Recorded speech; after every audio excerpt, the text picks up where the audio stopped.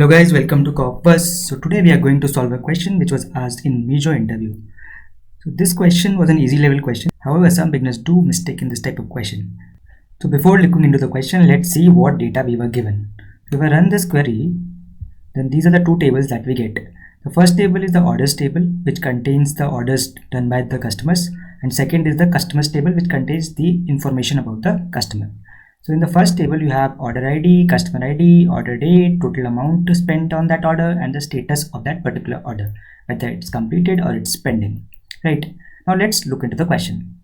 The question says write a query to display the full name of each customer, that is first name plus last name, along with their total spend across all orders. Only include customers whose total spend is greater than 500. So what do we need here? So we need two things. One is the full name and other is the total spend done by the customer, right?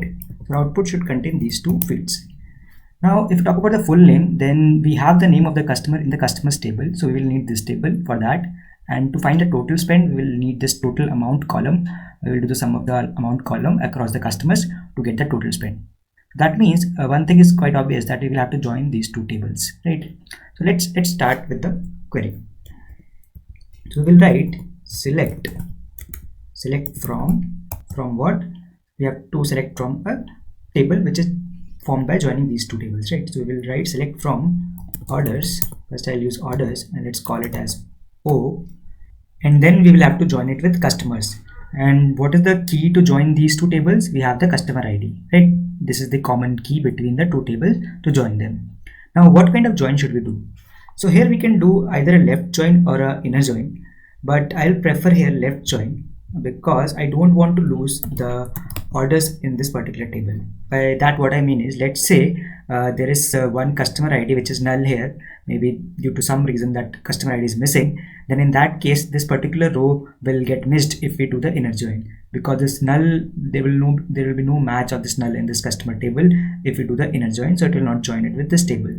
In case of left join, it will preserve all the rows of these tables and then find the match in this particular table. If match is found, it will join with that row. If not found, it will just preserve that row and populate rest of the fields which are coming from this customer table as null, right? So to be on the safer side, I'll use the left join here. So with what we have to join? We have to join with customer table. So we will say left join with what? Customer table. Let's call it as C. And on which key we have to join? We have to join in this, on this key, customer ID. So we'll do O dot customer underscore ID equals to C dot customer underscore ID. So this is and we have to join on, sorry, I have to write on here. So yeah, so now we have joined the two tables. So let me first run this much query. Let's select star everything here and let's run this query. So you will see that now we have on the left, you have this table until here, which is the orders table, and after this you have the customers table. So you have joined both the tables. Now what is the next step?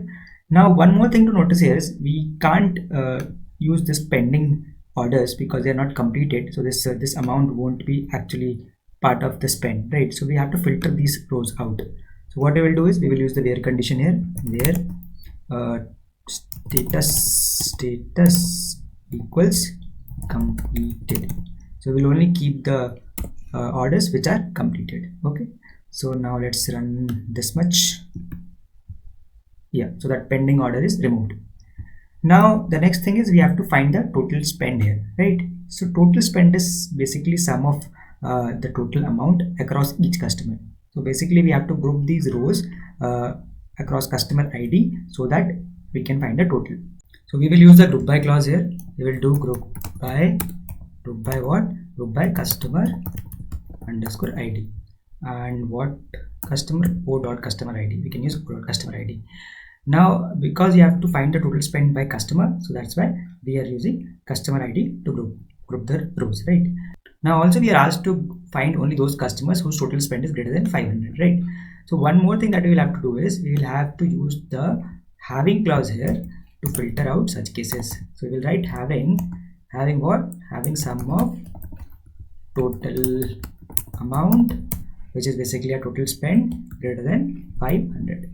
So what it will do, it will filter out only those customer groups where the total spend is greater than 500, right? Now let's change this star to what we actually need. So here we need the full name, so we'll do as full name, and the second column that we need is total spend, so we'll do as total spend. Now how to find the full name? So full name is nothing but a concatenation of this first name and the last name, right? So we will do concat of what?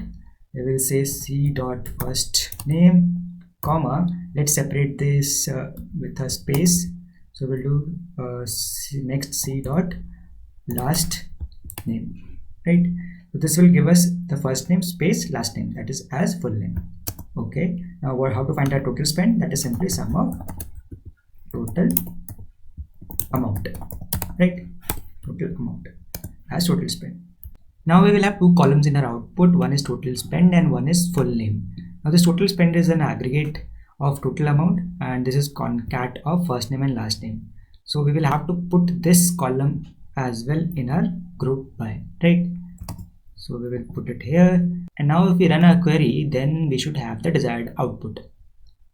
Okay, so this is the output. So finally Om Kapoor, who spent nearly around 1300, is the final answer. Now one mistake that people generally do is, because they see only this one column in the select statement, so they don't write this customer ID here. This is one mistake that generally people do, because generally people start writing by writing the select statement first and the columns in that, so they will just put this in the group by. And if we run this query without that customer ID column, then what will happen?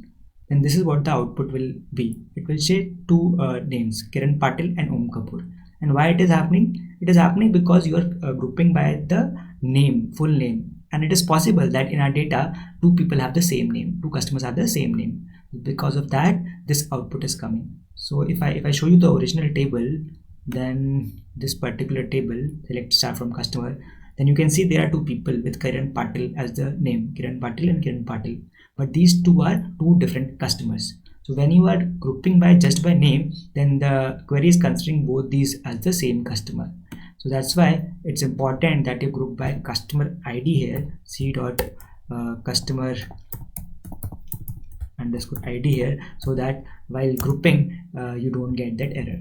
So you have to be conscious about what you are writing so that you don't do that kind of mistake, right? So if I run this query again, then you should get the correct answer, which is Om Kapoor, and total spend is 1300.